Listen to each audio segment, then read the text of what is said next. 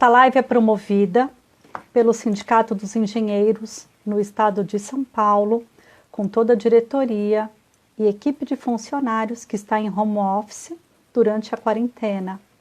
O objetivo do CESP com essa iniciativa, como sempre ressalta o nosso presidente Murilo Pinheiro, é manter os debates promovidos pela entidade, agora utilizando-se exclusivamente das ferramentas online devido às circunstâncias. O tema desta live é a empregabilidade na área da engenharia. Desejo que todos sejam extremamente bem-vindos. Estamos acompanhando a entrada de vocês, desejando também aqui boa noite a todos. Eu vou iniciar as apresentações. Eu sou a Alexandra Justo, gestora da área de oportunidades na engenharia do CESP, e hoje nós teremos o imenso prazer em conversar com Isis Borges, que é Headhunter e diretora do Talensis Group. A Isis é engenheira mecânica pela FEI, ela possui pós-graduação em mecânica automobilística também pela FEI, pós-graduação MBA em Gestão Estratégica Econômica de Negócios pela FGV.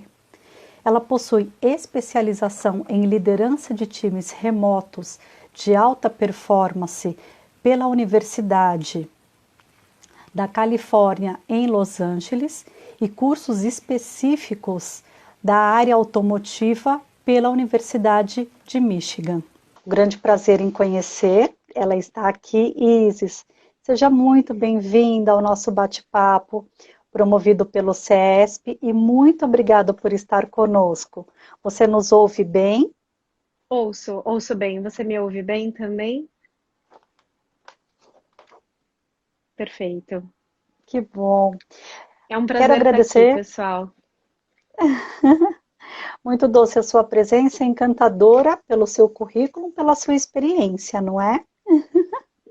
Obrigada, Alexandra.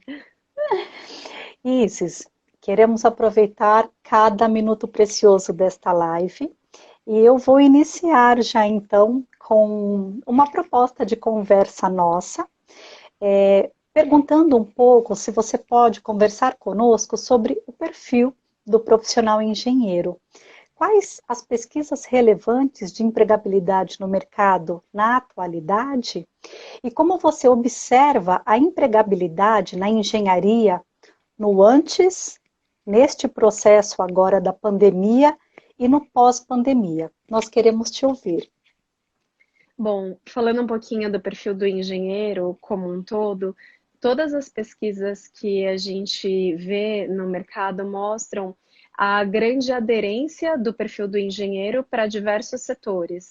A gente tem engenheiros trabalhando em tudo quanto é segmento, nos mais diversos departamentos das empresas, não só engenharia de produto, ou engenharia de processos, de manufatura, de manutenção, mas você tem engenheiros em supply chain, em compras, em logística, em finanças, em RH, em TI. Então, assim, essa abrangência, quando se pergunta para as empresas se o perfil pode ser de alguém formado em engenharia, sempre a resposta é positiva. É um perfil muito bem demandado e bem visto no mercado de trabalho.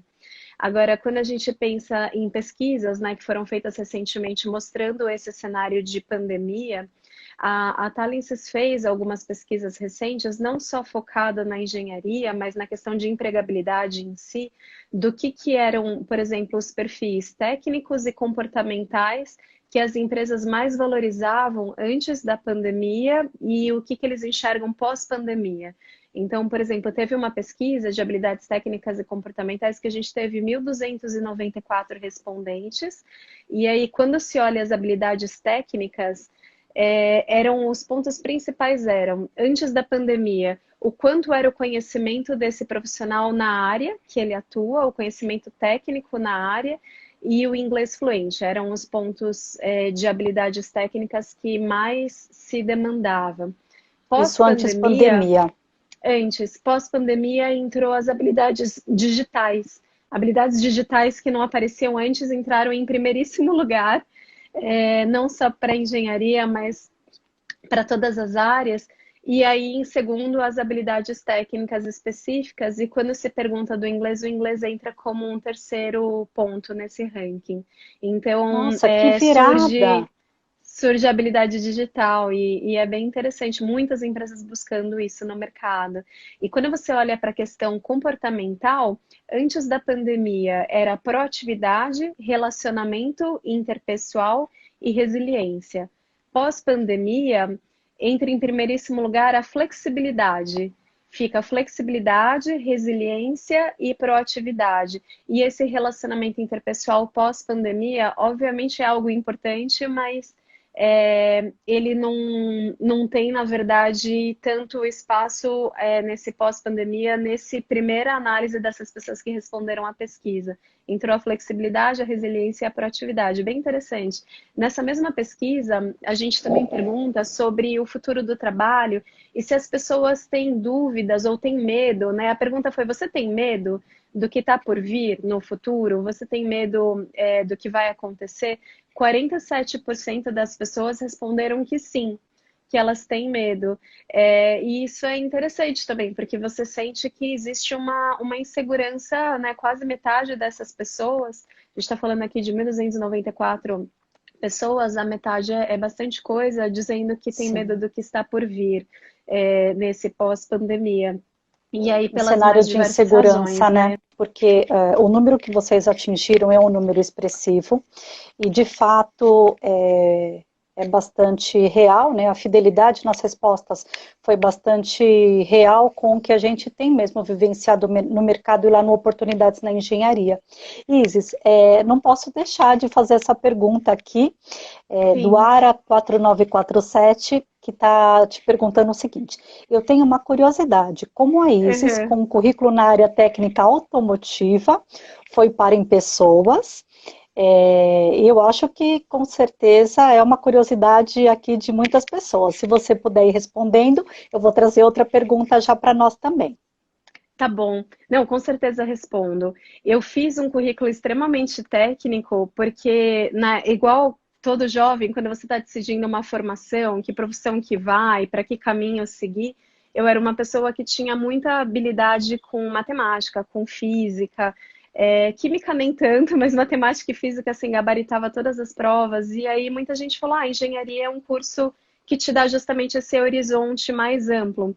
E aí eu acabei indo para a engenharia, mas ao longo do curso, conforme eu fui seguindo na engenharia, fui fazer mecânica, então todas aquelas matérias de Mec-Flu, Cis-Flu, mecânica geral, vibrações, quem fez mecânica sabe, máquina de elevação e transporte, as oficinas, né, de solda e tudo mais, eu comecei a ver que eu ia bem nas matérias, mas não era uma paixão nata como muitos dos meus pares. Mas eu falei: bom, vou dar uma chance para a engenharia, né? Eu não sou uma pessoa que desiste, eu vou me formar e vou fazer o meu melhor para ver se de repente na prática é algo que eu vou me identificar. E eu gostava muito de carro, adorava. E aí por isso eu acabei indo para a FEI, que é uma faculdade muito orientada para o automotivo, e eu consegui entrar como Sim. estagiária na Ford.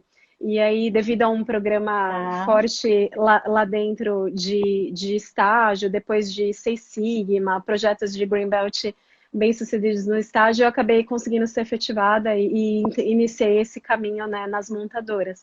E aí, eu gostava sim. do lado técnico, mas eu via que eu gostava da parte da interação humana, das reuniões.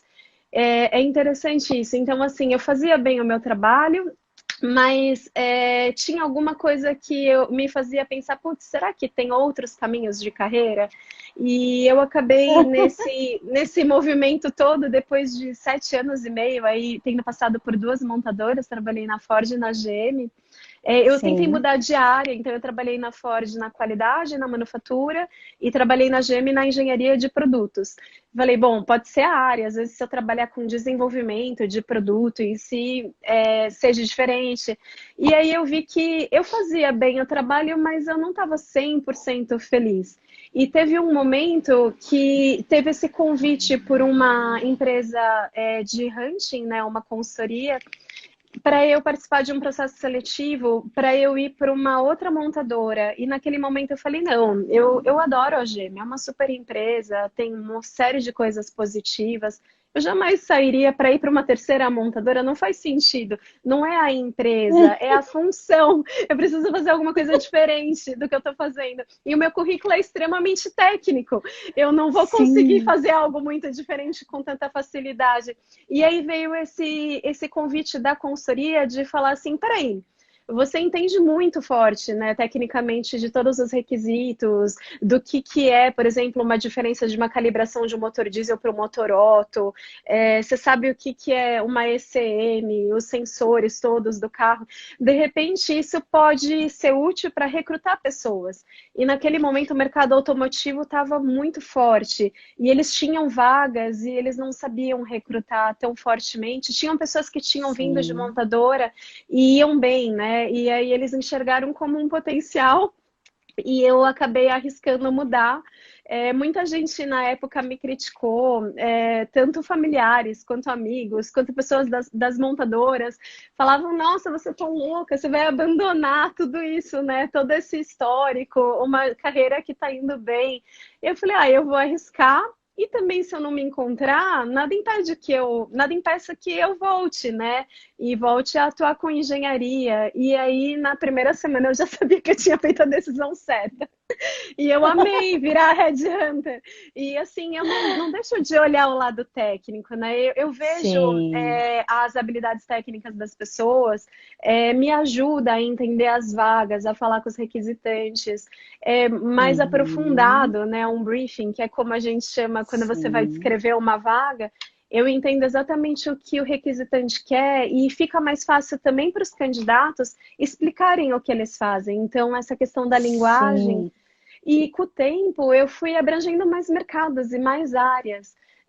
Recrutei para todos os tipos de mercados que vocês imaginarem e todas as áreas. Teve um momento que eu fui responsável por um escritório, então fazia de tudo. Fazia RH, TI, finanças, qualquer vaga na região que eu estava A responsável com as sua, equipes.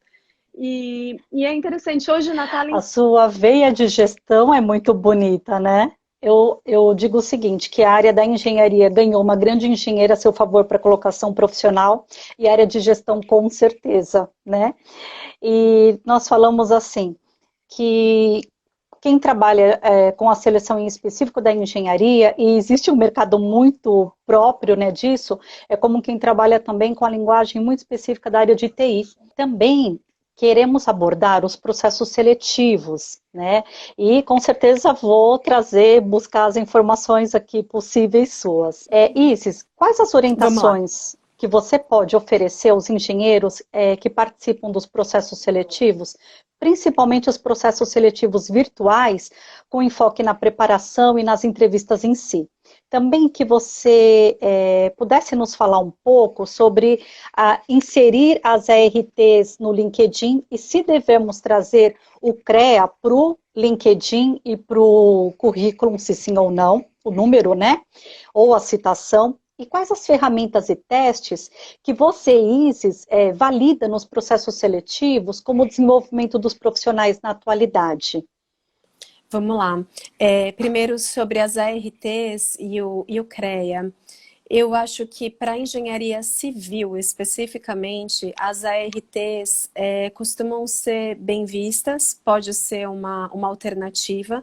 Para as outras engenharias, um pouco menos, é a prioridade.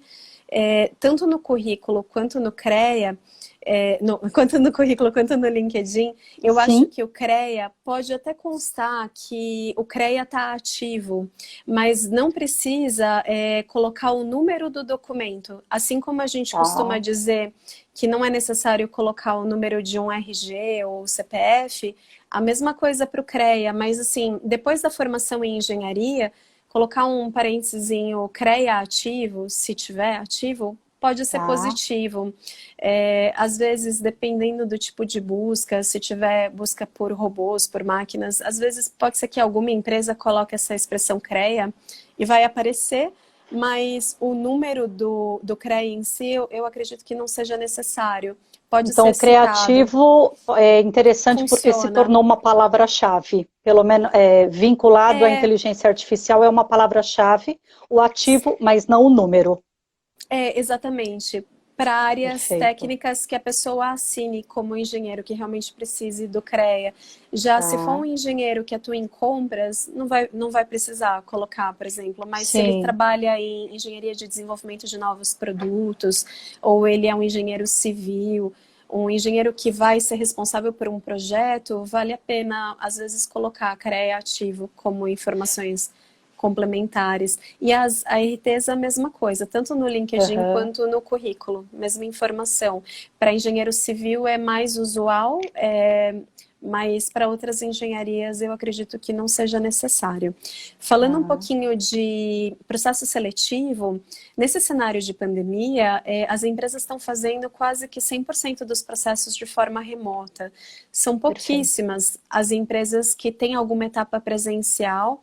Às vezes tem a etapa presencial de levar o documento ou de buscar computador, e muitas nem isso, estão mandando o motoboy e entregando tudo na casa do novo colaborador. Então, uma habilidade que acaba aparecendo é a questão dessa facilidade de vídeo, porque as entrevistas vão ser via vídeo.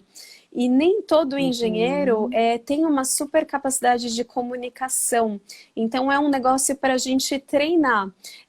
Tem engenheiros que se dão super bem, mas tem engenheiros que eu sinto que ficam tensos com o vídeo. Não só engenheiros, profissionais das exatas, no geral, finanças também, dependendo da área, são Uhum. menos, tem uma desenvoltura às vezes menor do que um cara de marketing, que já é super expansivo. Então, é uma habilidade que vale a pena treinar, tentar fazer conversas por vídeo com amigos, com familiares, para ir se sentindo confortável com a questão do vídeo. Fora Sim. isso, o dia a dia do processo, ele está muito similar ao que era antes. O preparo para a entrevista é muito parecido, de estudar em empresa, de pensar nas perguntas-chaves, de pensar em todas as habilidades de entregas, o que você pode contribuir para a vaga. Tudo isso é igual, só o formato que mudou por estar acontecendo as etapas de forma remota por vídeo. O pessoal está comentando aqui. Estou sofrendo com as entrevistas por vídeo. É difícil vencer mais esta barreira. Nós tivemos Sim. uma live recentemente que nós trabalhamos a questão da comunicação mesmo, né? E você acredita? Quais são os maiores gaps em comunicação dos engenheiros que você está tão próxima também, que você observa? O que falta, né? Quando nós falamos do status virtual, nós falamos assim, desde a roupa, o cenário que você monta no seu espaço, Sim. mas nós falamos que de fato a comunicação peca. Eu queria que você contasse um pouco para nós o que você entende que precisaria melhorar nesse fator comunicação. Eu acho que a pessoa está mais espontânea no vídeo. E também está olhando para a câmera durante a entrevista. O engenheiro, ele vai ter uma série de habilidades que eu acho que é super legal também de trazer, de pontos muito positivos, que nós engenheiros sofremos ali na faculdade, mas acabamos sendo moldados para ter esses pontos. Agora, a questão da comunicação é um ponto que não se trabalha tanto numa faculdade de engenharia, assim como a questão da escrita, até mesmo às vezes o próprio português, quando sai imediatamente da faculdade, o pessoal treina muito de ler muita revista, jornal, livro, para melhorar, porque numa faculdade de engenharia o foco é muito exatas e muito pouco humanas. Nessa questão da comunicação, eu sinto mais a questão da insegurança e do engenheiro Uhum. ficar tenso, ou olhar para baixo, não olhar para a câmera, e você sente que a pessoa está muito tensa de estar no vídeo do que o que ele fala. O que ele fala, os engenheiros têm um raciocínio super bom para estruturar o diálogo e a conversa, mas Sim. a pessoa está muito tensa, muito nervosa, muito travada, porque são pessoas que estão acostumadas muitas vezes, dependendo da área, são uma área de desenvolvimento de produto, eu trabalhei com isso. Tá. Você vai ter, dependendo da área, pessoas muito inteligentes e muito técnicas. e que não Perfeito. estão acostumados a fazer vídeo todo dia. Então, eu estou falando para o pessoal treinar. Eu marco os candidatos falarem com os clientes e falo, ó, um pouquinho antes da sua entrevista, no mesmo dia, faz uma live com alguém que você goste, para você rir, contar piada, Se alguma soltar. conversa por vídeo, se soltar. Pode ser por Skype, por FaceTime, pela câmera do Aham. WhatsApp. Relaxa, se solta e um pouco depois você entra com o cliente mais tranquilo. Então, essas coisas ajudam, porque é mais isso, essa questão da pessoa estar um pouco mais espontânea, que vai Sim. ajudar na desenvoltura do vídeo. Como você tem visto a questão justamente, né, da gente avaliar a inteligência emocional, principalmente neste momento que você comentou, Alexandra, quase que 50, 47%, né, quase que metade das pessoas entrevistadas estão vivenciando o ambiente, um sentimento de muita insegurança pelo momento. E é um momento onde mais a gente está buscando, e o mercado tem dito muito, a gente sabe disso nos processos de seleção, sobre a inteligência emocional. Como que você avalia isso? E a gente já pode, inclusive, falando um pouco das ferramentas que você gosta de trabalhar. Eu tenho uma paixão pelo assessment, pelo MBTI, é uma paixão minha, Ah, eu e adoro daí, também. e daí eu queria que você contasse um pouco aqui para o nosso público. A Paula está aqui também fazendo uma consideração muito interessante. Considera que será permanente esse tipo de processo seletivo, o virtual? Então, conta um pouquinho para nós disso. Bom, respondendo à pergunta da Paula, muitas empresas dizem que sim, que elas viram a eficiência do ganho de tempo, tanto do candidato quanto da própria empresa, de emendar uma reunião na outra com mais facilidade. E também tem muita gente desempregada hoje, infelizmente. Você poupa o candidato do investimento de dinheiro em gasolina, em Deslocamento, né? pedágio, em estacionamento. Então, tem sido positivo. Há algum tempo atrás, seria assim uma coisa aterrorizante pensar em entrevistar um diretor por vídeo. Era uma coisa que a gente não pensava, era tido como meio que mau tom, assim, a não ser que o cara estivesse em outro país. Geralmente eu, como headhunter, era obrigada a receber alguém pessoalmente, servir um café, deixar a pessoa mais à vontade, para daí sim conversar. Não era uma Hoje, boa etiqueta, né?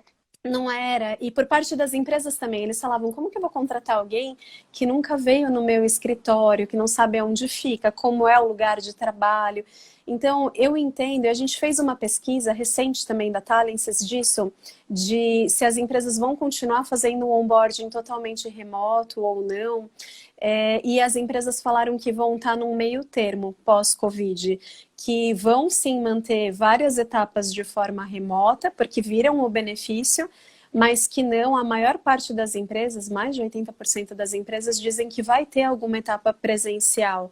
Justamente, tem até um pouco da nossa cultura, né? Essa questão do olho no Sim. olho, de você ver a pessoa para quem você vai reportar, aonde você vai trabalhar. Então, eu entendo O que nós estamos latino numa tem fase muito isso, de né? a gente está numa fase de transição. Com certeza, as etapas iniciais, eu acredito que a grande maioria das empresas manterá remoto. Até eu estava esses dias brincando com uma menina do RH, que ela falou assim, poxa, eu como RH nunca mais vou ver um candidato pessoalmente, porque eu faço o primeiro filtro e eu vou ter que deixar o candidato vir para o gestor, não vou ter esse privilégio, né? E a gente estava rindo disso, porque faz sentido as primeiras etapas serem remotas, mas Isis, nós vai ter estamos alguma dizendo que etapa presencial. Fala. nós estamos dizendo que o RH vai sofrer de uma nova síndrome, que é a síndrome da falta de toque, né? Vão ter mudanças, com toda Bom, certeza. O mundo de recrutamento não vai ser o mesmo, mas eu acho que isso dá uma agilidade, uma flexibilidade muito grande. Por exemplo, nós temos o escritório físico, eu tenho ido para o escritório de vez em quando, não tem a obrigatoriedade, mas a gente também não quis impor que era 100% remoto para todo mundo por um bom período, porque tem pessoas que gostam de ir para o escritório e eu sou uma que de vez em quando apareço no escritório. E se alguém quiser fazer uma entrevista mais para frente presencial, obviamente eu tenho as salas, eu tenho o espaço, vai ser um super prazer receber a pessoa, mas eu vou ter uhum. uma abertura muito maior de aceitar fazer entrevistas de forma virtual com uma tranquilidade que antes eu não teria. Então, vai ser... Sim. Eu vou deixar a cargo do candidato, ou da pessoa que eu estiver conversando. Como que você prefere? Você quer fazer por Sim. vídeo ou você quer fazer uma conversa presencial? Eu acho que vai ficar mais livre, e eu enxergo que as empresas também estão enxergando dessa forma. Mas a última etapa, muito provavelmente, passado esse cenário, todo mundo vacinado, deve voltar a ser presencial, pelo menos a última etapa, para a pessoa sentir um pouco Sim. melhor o ambiente. Eu concordo. Me conta das ferramentas que você Então, mais vamos lá. gosta. E eu posso também falar, eu acho que a gente falou da questão da comunicação como um ponto ruim, às vezes, para a engenharia, e não tem como generalizar, tem engenheiros excelentes, Claro. comunicadores, mas Sim. tem alguns pontos muito positivos. Depois eu queria contar coisas que todo engenheiro tem de pontos positivos, que naquelas perguntas que algumas empresas fazem de me conta pontos fortes, o engenheiro pode lembrar disso, que é algo que ele sempre pode dizer, e é legal, assim. Eu acho que você já deveria contar agora isso para nós, hein? Tá, não, vamos já falar conte disso, agora. Então. Olha só, na engenharia, nós somos moldados a sermos precisos. Todo mundo que fez engenharia aqui vai lembrar de matérias que às vezes você fazia páginas e páginas de conta, e no final, se você errasse por uma vírgula, o seu resultado deu 10 e a resposta final era 100. Ou o resultado deu 10 e a resposta final era menos 10. Um sinal ou uma vírgula, você levava 0. Não tinha argumentação com o professor. Todo mundo lembra disso, com toda certeza. Mas, professor, eu fiz toda a conta, páginas e páginas de conta. Fiquei 3 horas fazendo a prova. E eu levei 0, e o resultado era 100 e eu cheguei em 10. O outro que chegou em 920 também levou 0 igual eu. E os professores falavam, se você não estiver projetando um prédio, o prédio caiu. Se você estiver projetando um avião, o avião caiu, as pessoas morreram, então é 0. Você tem que ser Análise preciso. É binária, ou vive ou morre, não é?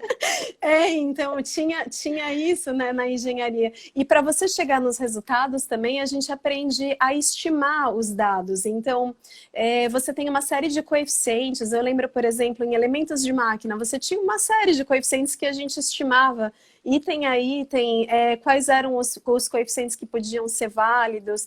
Em termodinâmica, tem lá os manuais de termodinâmica, mas você sabe estimar alguns pontos chaves ali, se aprende a raciocinar. E eu acho que a engenharia, todo engenheiro pode dizer que ele consegue organizar o raciocínio de uma forma lógica quando ele enfrenta um problema, porque da mesma forma como a gente resolvia uma prova, você organiza, né, todos os coeficientes que você fazia, quais eram as fórmulas que você ia usar. Isso se aplica na vida real, no mundo corporativo e para a vida pessoal, de quando te dá um problema, você tende a estruturar o raciocínio de uma forma muito mais lógica e mais metódica. E da mesma forma, essa questão da precisão, eu sofri muito no começo em consultoria, quando eu migrei, porque assim, quanto você vai fazer? Por exemplo, eu vou fazer 101,75. E o pessoal falava, 101,75 é 100. Então você vai fazer 100. Eu falava, não é 100. É 101,75. Eu sofria de ter que arredondar os números, porque eu era treinada e condicionada que o número tinha que ser extremamente preciso, nas casas centesimais e tudo mais. Então, são coisas que a gente aprende com a vida, que no mundo corporativo às vezes a gente precisa arredondar, dar um cenário mais macro, mas assim, essa precisão e essa forma de raciocinar que o engenheiro tem é uma super vantagem. Além do raciocínio lógico, para qualquer área, você consegue calcular com destreza alguma percentual, alguma relação de 3, que às vezes eu vejo pessoas de outras áreas sofrendo, assim, alguém faz uma pergunta e o engenheiro na hora sabe a resposta e nem todo mundo sabe, ou sabe fazer ali a proporção de alguma coisa. Então, eu acho que tudo isso é muito útil. E aí, quando for alguém de engenharia indo para uma entrevista, lembrem-se disso, falem que vocês foram treinados a resolver problemas, a pensar fora da caixa, a ter um raciocínio mais estruturado, a ser, às vezes, metódico para organizar uma solução, mas uma solução coerente, que você consegue passar a sua forma de pensar de uma forma que todo mundo vai entender, porque você vai pondo ali condicionais e traz a resposta. que tem um pensamento ágil. O engenheiro, ele aprende a estimar e a raciocinar com uma velocidade muito maior do que às vezes outras profissões. Então, essa agilidade de pensamento, tudo isso são pontos muito positivos que nós engenheiros temos e que a gente tem que usar a nosso favor. Isis, você resumiu uma série de questões quando você diz, né? Me diga os seus pontos ali, os seus pontos positivos. Você trouxe uma imensidade. Então, agora, quando eu fizer as simulações dos processos seletivos, não é para ter dúvida, diga isso, porque é seu mesmo, né? É uma garantia que já vem na estrutura, naturalmente, da pessoa que se aproxima da engenharia, mas a própria formação é incrível, né? A formação te condiciona a isso. Você Sim. aprende a tratar dados, né? A tratar dados e a dar solução para as mais diversas coisas. Sim. Então, isso nos ajuda na vida, com toda certeza, e muito no trabalho. Agora, falando de assessments, é uma coisa legal e que eu acho que muita gente de engenharia não conhece. Eu, pelo menos, enquanto eu estava nas montadoras, como eu trabalhava em áreas técnicas, eu nunca tinha tido contato com isso até virar headhunter e aprendi na prática. Conta um pouco o que é o assessment para o pessoal compreender primeiro, né? Sim, o assessment, ele vai tentar trazer um pouco da personalidade da pessoa. E aí você tem diversos tipos de assessments. A gente tem desde o MBTI, que é um que eu adoro, por exemplo, que ele vai trazer um pouco de qual que é a sua forma de se sentir mais confortável com alguma situação. Então, se, por exemplo, o MBTI, ele tem lá as 4 letrinhas, se você se sente mais confortável no improviso ou de uma forma mais regrada, se você é uma pessoa que toma decisão com base na razão ou na emoção, se você aprende por repetição, que é o sensing, né? Ou se você aprende por analogias, aquela pessoa que não anota uma vírgula, entendeu, fez alguma associação, entendeu tudo. E o outro, eu ficava lá fazendo 1001 exercícios, repetindo aquilo 100 vezes para entender. Então, você vai ter uma série de pontos fortes e fracos da forma da pessoa ser e que se forma ali até os seus 7 anos de idade. Depois, o MBTI não muda mais. É a essência daquele ser humano. Agora, o MBTI, dentro do trabalho, a pessoa vai ter traços mais fortes ou mais fracos. Não quer dizer que ela vai ser sempre assim.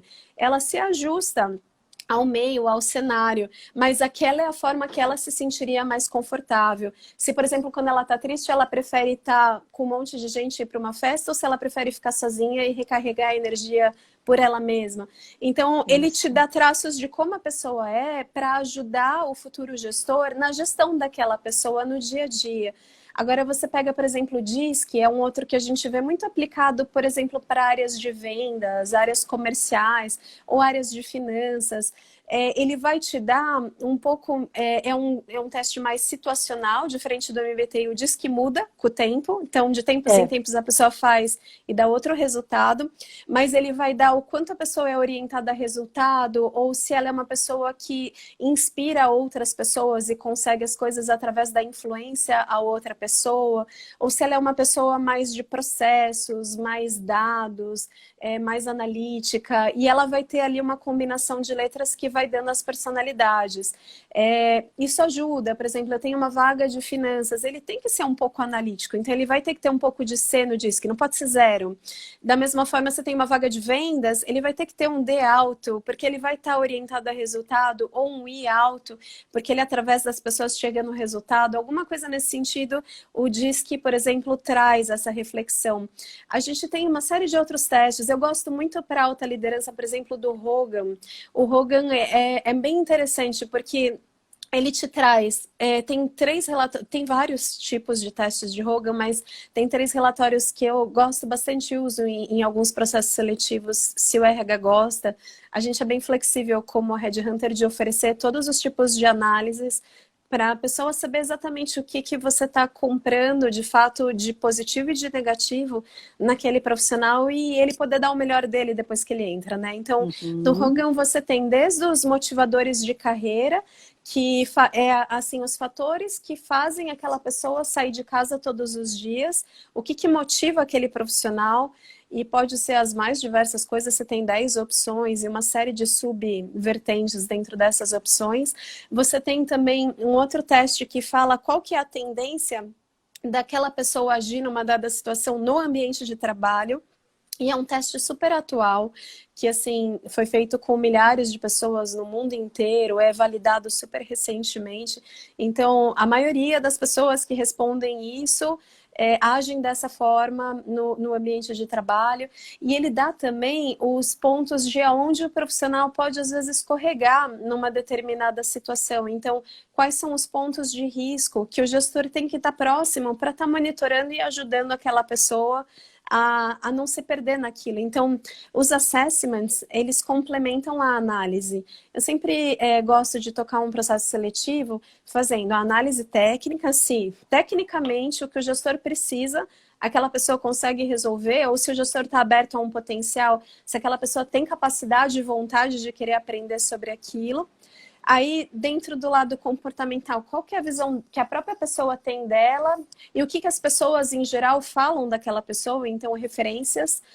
Falo com muita gente que já teve contato com aquela pessoa para pegar coisas legais que às vezes nem a própria pessoa lembra de falar, porque na entrevista ela tá tensa e na referência vem coisas muito legais da pessoa, de projetos, de coisas que ela já fez. E o assessment é interessante porque sempre ele reflete, tudo que você pega em referências sai no assessment, é uma coisa incrível. Principalmente, por exemplo, um assessment como o Hogan, é muito interessante. E o assessment ele vai complementar e validar tudo isso, e é legal porque muitas vezes as empresas contratam o profissional e dão o assessment para ele ler depois e tentar se analisar. Eu acho bem interessante. Eu uso bastante essa questão de assessment. Eu acho que o grande diferencial do Headhunter não está em achar alguém. No passado, quando eu comecei como Headhunter, não tinha LinkedIn, não tinha os nomes das pessoas disponíveis, você não tinha os telefones com tanta facilidade. Então, isso. A questão de você ser hunter mesmo, de saber quem que é o cara que é o head de compras dessa empresa, era muito mais difícil. Hoje, em um clique, em um segundo, você sabe. O grande diferencial... Antigamente a gente fazia isso no dedo, né? Era muito complexo. E eu digo assim, Isis, como o engenheiro, quando nós falamos, né, olha, tudo bem se nós trabalharmos um teste, quando você fala para o brasileiro que se você vai trabalhar um teste, é como se fosse uma avaliação de prova, com aquele receio todo, e a pessoa vai muitas vezes muito tensa, muito engessada, né? Como eu respondo? E eu aqui quero compartilhar, me diga se eu estou errada, mas a orientação é o mais leve, o mais solto possível, quem é você, sim, porque não sim. existe pessoa preparada, não existe perfil correto, existem identificações para a cultura da organização, para aquela vaga, para aquele momento. Eu também gosto de uma dica de que quando você participou do processo seletivo, entrando ou não, se for possível pedir o resultado dos assessments, sim. né? Sim. Fala um pouquinho para nós disso. Eu vejo que, eu sempre falo com as pessoas que o teste não vai ter certo e errado. Eu não vejo empresa reprovar alguém por causa do teste comportamental, jamais. É muito mais para a empresa entender qual é o perfil daquela pessoa. Se eles estiverem na dúvida entre dois, geralmente são os finalistas que fazem os assessments. Não vai ser o teste comportamental que vai fazer ele escolher A ou B. São as outras coisas, as impressões das entrevistas, um pouco mais do perfil do que é a vaga. Mas o assessment comportamental ajuda a guiar a empresa para ter a melhor gestão daquela pessoa. E sim, muitas empresas liberam no processo seletivo você poder enviar o assessment. Eu às vezes pego o candidato e chamo para a gente sentar e conversar e eu mostro para ele, olha, saiu isso daqui, mas essa letra aqui quer dizer isso. Começa a descrever, as pessoas ficam passadas, nossa, sou eu. É muito interessante. Então, sou super aberta a fazer isso. Muitas empresas liberam e a gente dá essa devolutiva para todos que participaram. É interessante, é super bem-vindo. Mas eu diria, não tenham medo do assessment. Assim como não tentem se moldar a uma empresa, seja você mesmo. Porque se você tentar ser o que você não é, saem uns assessments estranhos, às vezes, e aí pedem para refazer, ou dá alguma coisa que você percebe que, putz, essa pessoa não respondeu 100%, a gente precisa fazer de novo. Só Vale para a pena deixar ser verdadeiro. Só para deixar claro, pessoal, quando a gente aplica o assessment, eu trabalho com behavior, né? Então, quando a gente aplica o assessment, gente, tem uma área que você diz, é possível validar o teste, e dependendo de uma área para lá, não trouxe toda a verdade. Então, o teste também tem isso. Então, o que é o correto? O correto é ser você mesmo, né? Com E certeza. a gente está caminhando aqui para os nossos pouquinhos minutos, mas eu queria muito ouvir de você quais são as competências técnicas exigidas no mercado em hard skills e soft skills. Você já até comentou um pouco, mas até para direcionar os nossos engenheiros a cursos que eles às vezes nos perguntam, Alexandra, quais são os cursos desse momento que eu devesse investir, né? Então nós falamos muito do BIM neste momento, nós falamos muito das orientações relacionadas aos sistemas de informação, à realidade virtual, então toda essa realidade, mas eu queria com certeza ouvir muito de você, que com certeza nos complementa, e como um engenheiro se torna um excelente gestor. Nós falamos da comunicação e eu vi aqui uma mensagem que na nova diretriz curricular, esse trabalho da comunicação vai ser desenvolvido e já pleiteado na nova diretriz já nas faculdades. Então isso já nos alivia o coração, não é? E eu quero que você fale um pouquinho das skills para nós, por gentileza. Hoje eu vejo que algumas coisas que podem ajudar. O segundo idioma, o inglês, é um ponto que, se você está na dúvida do que fazer e o teu inglês não é tão bom, vale super a pena investir. Não precisa ser nenhum investimento de dinheiro, tem muita ferramenta gratuita, é um investimento de tempo, de dedicação. O inglês costuma ser um ponto que eu falo é bastante relevante com esse mundo cada vez mais globalizado. As empresas valorizam demais, então vale a pena investir nisso. Quando você pensa num engenheiro, todas essas especializações dependem muito para que ele quer, para onde ele quer direcionar a carreira dele. Se ele quiser trabalhar em áreas técnicas, de desenvolvimento de produto, por exemplo, vale a pena cursos técnicos. Então, fazer um mestrado, fazer um doutorado. Muitas empresas estimulam e dão a liberdade do cara faltar um dia, meio período, ou um dia a cada 15 dias, para ele estar indo no mestrado. Agora, se a ideia não for tanto ir numa linha muito técnica de carreira em Y, e for ir para uma linha de gestão mesmo, eu recomendo esses cursos mais generalistas que complementam a formação de engenharia, seja em administração ou finanças, ou economia, macroeconomia. São cursos que ajudam a dar uma visão um pouco mais ampla de negócios, que são úteis numa posição de gestão, e muitas empresas exigem, abrem uma vaga de diretor ou de gerente sênior e falam, olha, mas é mandatório o cara ter pelo menos uma pós, uma especialização, não importa tanto no que, sendo em alguma coisa de gestão, de administração, ok, está funcionando. Além disso, existem cursos, às vezes de curta duração, que são super interessantes, que vale a pena serem olhados. Por exemplo, se for um profissional já mais sênior de engenharia, que já é um diretor ou já está num cargo de C-level, vale a pena fazer curso para conselheiro, para ter uma visão mais ampla e, às vezes, em paralelo com a carreira executiva, atuar em conselhos de administração de empresas que não sejam concorrentes ou conflitantes da área que ele atua como C-level. Está vindo uma demanda muito forte por conselheiros no mercado, a gente tem visto. Se ele atua em compras, por exemplo, tem alguns profissionais que fazem cursos nessas faculdades tops de linha de negociação, na Harvard Business School, na London Business, trabalho em planejamento estratégico. Vejo cursos na INSEAD, da Estratégia do Oceano Azul.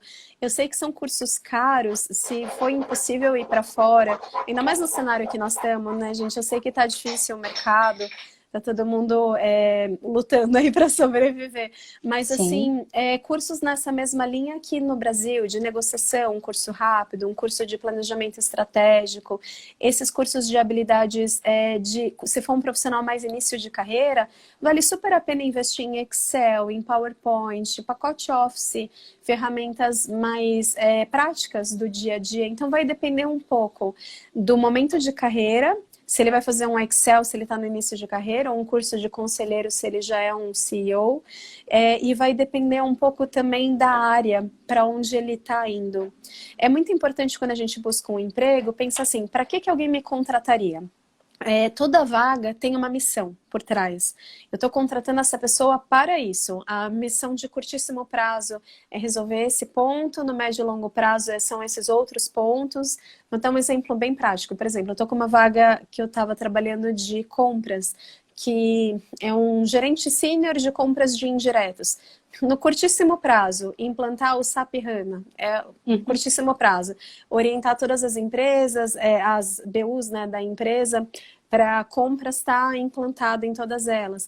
No médio prazo, trabalhar que as áreas sempre centralizem as coisas por compras. Então, começar a vender que a área é importante e tudo mais. No longo prazo, começar a automatizar processos para que, de repente, a pessoa não fique dependente da área para comprar uma coisa que pode ser de prateleira, de catálogo. Então, um exemplo simples. A vaga tem curto, médio e longo prazo. Pensa na sua área, o que é curto prazo, médio e longo prazo, que você pode ofertar para a empresa. Como se fosse um business case. Putz, eu vou participar dessa vaga, o que eu consigo ofertar? Qual que é o problema do gestor? Que problema que eu vou entrar resolvendo? Que tipo de curso é preciso para esse tipo de situação? Por exemplo, se a área for pesquisar novas tecnologias ao redor do mundo, com certeza o idioma vai ser um ponto que vai ser importante. Se for um cara de manutenção que faz startup de linhas de maquinários novos, o inglês também é importante, ele vai receber fornecedor de fora o tempo todo, então é bom ele investir no inglês. Mas se a pessoa quer ir numa linha mais generalista, de gestão de algumas áreas, putz, investe em finanças. Nós, engenheiros, também não somos treinados na faculdade, com exceção dos de produção, a olhar um balanço, a olhar um demonstrativo. Precisa fazer um curso a mais para você saber avaliar de uma forma mais macro a saúde financeira de uma empresa. Então, depende do objetivo e aí tem uma série de cursos práticos que podem ser feitos. Ótimo. Isis, eu acho que a gente tem uma novidade aqui para contar para o pessoal hoje, não é mesmo? Pessoal, nós estamos aqui, eu aqui em nome do CESP, do Oportunidades na Engenharia, e a Isis, pelo Talent Group, que nós estamos assumindo uma parceria e a partir de hoje nós estamos fazendo as divulgações de vagas de engenheiro que a Isis nos encaminhar direto no site do Oportunidades na Engenharia. Quem correr lá já no site do CESP, www.cesp.org.br, lá tem o cadastro para você acessar as vagas. Lá nós já temos 4 vagas que nós conversamos hoje à tarde, não é, Isis? Queria que você contasse um pouquinho também dessa nossa parceria, da sua expectativa aí dessa parceria conosco. Sim, exatamente. Nós conversamos e achamos que era uma boa estratégia, porque o Sindicato dos Engenheiros tem o cadastro de muitos dos engenheiros do estado e, ao mesmo tempo, eu como headhunter vou muito por redes de indicações, por caminhos de networking para fechar muitas das vagas, mas sempre pode ter algum engenheiro desgarrado que alguém não lembrou, que não indicou e que, de repente, pode ser perfeito para aquela vaga. Então, para ampliar cada vez mais a abrangência das divulgações das vagas e a gente conseguir ser o mais democrático possível para dar oportunidades para todos estarem encaminhando os currículos, a gente combinou que todas as vezes que eu tiver vagas, ou o Talents Group como um todo tiver vagas, que a formação em engenharia é um ponto positivo ou é um ponto mandatório, eu vou estar encaminhando junto com a equipe de marketing e comunicação da Talents, sempre nós vamos encaminhar a vaga para a CESP também divulgar. E aí é um portal interessante, porque eles estão divulgando vagas de uma série de empresas, as vagas da Talents que tenham a ver com engenharia também vão estar no portal. Então uma coisa interessante. Então, nossa parceria continua, não é? Continua, com toda certeza. Eu queria aqui anunciar, porque no CESP nós descobrimos que nós tivemos a Isis em 2007, é isso, Isis? 2008, 2008. 2008. A Isis, gente, ela foi capa do Jornal do Engenheiro, onde lá atrás nós estávamos falando sobre a engenheira atualizadíssima, né, e a engenheira já no mundo digital. E naquela época nós já falávamos, então nós intitulamos, né, brincando, né, internamente, sobre a nossa modelo engenheiro Headhunter. Então está aqui a Isis e muito felizes agora por essa parceria. Isis, eu queria assim te agradecer imensamente pelo carinho, pela participação na live de hoje, que certamente nos enriqueceu tanto. E eu queria assim, de bom carinho, que você acolhesse, né, esse nosso carinho profissional mesmo, né? Você é uma pessoa incrível, né? É um profissional incrível porque, antes de tudo, é uma pessoa incrível. E eu queria que, então, você nos deixasse uma mensagem aqui, em especial para os profissionais da engenharia, neste momento Brasil-Mundo. Vamos melhorar estes 47%, né? Então, queremos te ouvir aqui e deixo aberto para você poder se despedir aqui conosco também. Bom, um super prazer estar aqui com você, Alexandra, e um super prazer estar falando com todos que estão nos ouvindo. Eu fico feliz com a audiência, pessoal, obrigada por vocês estarem aí. Eu diria que nós estamos vivendo tempos difíceis para a engenharia, acho que muita gente acompanhou algumas empresas cancelando, fechando centros de desenvolvimento de tecnologia, fechando centros de design, reduzindo as áreas de engenharia porque congelaram projetos. O que eu posso trazer de informação é que eu estou em discussões com uma série de acionistas e CEOs de todo esse mundo engenheirado que está por aí, falo todos os dias com uma série de pessoas, e as empresas estão retomando aos pouquinhos, devagar, gradual. Eu sei que o cenário está difícil, tem muita gente boa buscando emprego, tem muitos amigos meus que se formaram comigo que só conseguiram um emprego no exterior, que estão trabalhando na Europa, nos Estados Unidos. Europa, inclusive, gente, é mais fácil para os engenheiros, porque é fácil das empresas conseguirem a autorização de trabalho. Tem gente se cadastrando no site das empresas lá fora e sendo chamado e mudando de país. Estamos com 20 segundos. Tá, mas é triste para o nosso mercado, então eu vejo que vai melhorar. Tenham confiança que vai melhorar, que o diploma de engenharia vale, não desistam da engenharia.